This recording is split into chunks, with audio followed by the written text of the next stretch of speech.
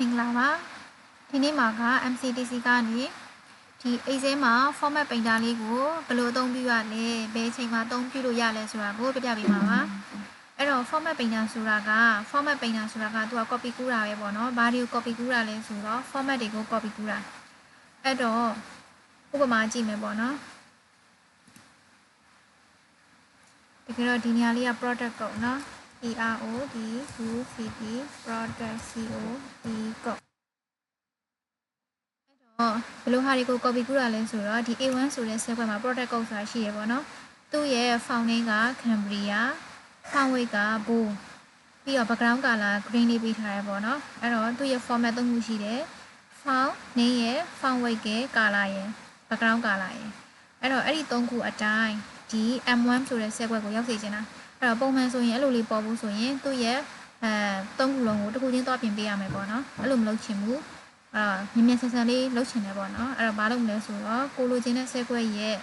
ကို format လိုချင်တဲ့ set ကို select မှတ်ပြီးရင်ဒီ format painter လေးပေါ့နော်ဒီ home menu တွေကဒီ clipboard group ထဲမှာရှိတဲ့ဒီ painter ပုံစံလေးအဲ့ဒါကိုထောက်လိုက်ရင်လည်းသူက format painter ဆိုပြီးပြရတယ်ပေါ့နော်အဲ့ဒါလေးကို select တစ်ချက်မှတ်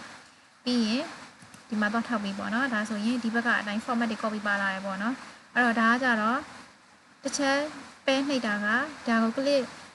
paste တခါလောက်လိုက်တာနဲ့ဒီ painter လေးပြောင်းသွားအဲ့လိုမဟုတ်ဘူးဇက်တိုက်ကိုက paste တွေသွားလုပ်ချင်တယ်ပေါ့နော် format တွေကို paste တွေသွားလုပ်ချင်တယ်ဆိုရင်အဲ့ဒါဘာလုပ်မလဲဆိုတော့နှစ်ချက်နှိပ်ရမှာအဲ့တော့ဒီမှာ A1 ဆိုတဲ့ set ကို click ထောက်တယ်ဒါကို format လုပ်ချင်တဲ့ set ပေါ့နော် double click ထောက်မယ်ထောက်ပြီးတော့ဒီမှာ N1 ကိုထောက်တယ်အဲ့တော့ဒီ painter လေးပြောင်းမသွားဘူးเนาะဒီ save တုတ်တန်လေးပြောင်းမသွားဘူး O1 ကိုထောက်တယ်အဲ့တော့ P1 ကိုထောက်တယ်အဲ့တော့ဒါလေးကsave တစ်ခွက်ချင်းစီ format painter သုံးပြီးတော့ format တွေကို copy ကူးတာအဲ့လိုမဟုတ်ဘူး table တစ်ခုလုံး copy ကူးခြင်းတယ်အဲ့တော့ဒီမှာပေါ့နော် double click ခောက်ထားတဲ့အချိန်မှာ painter လေးကဒီတိုင်းကျန်နေတယ်အဲ့တော့ပျောက်သွားခြင်းနဲ့ဆိုရင် save လေးကိုနှိပ်လိုက်ပေါ့နော်ဒါဆို painter လေးပျောက်သွားပြီနော်အဲ့တော့ table တစ်ခုလုံးကို copy ကူးခြင်းရင်ကို format လိုချင်တဲ့ table တစ်ခုလုံးကို select မှတ်ပြီးရင်ခုနလိုပဲပေါ့နော်ဒီမှာတော့ table တစ်ခါပဲမလို့ click တစ်ချက်ပဲနှိပ်လိုက်မယ်နော် click တစ်ချက်နှိပ်ပြီးရင်ဒီမှာကကျတော့ set အရေးအတွက်ကအတိအကျဖြစ်နေတာမို့လို့ဒီကိုပေါ်စေခြင်းနဲ့ပေါ့နော် format ကို copy ယူပြီး paste သွားချခြင်းနဲ့